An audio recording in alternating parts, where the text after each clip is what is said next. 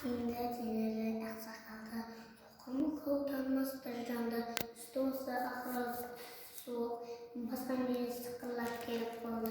Демалысы үскірік аяз бен кәрі түскен аяқ сайын құрышпадай бөгін киген оқшырайды аяз бен қызар жарланды.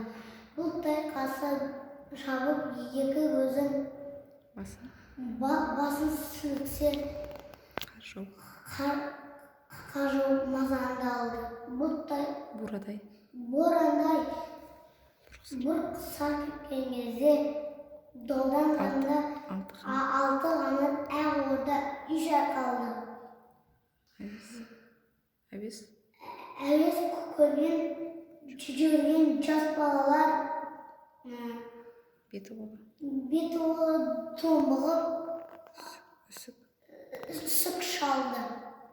Шидем мені тон қаттап киген малшы бет қайға шыдамай теріс айналды. Қар тепкенге қармас қайран жылқы тұйдығы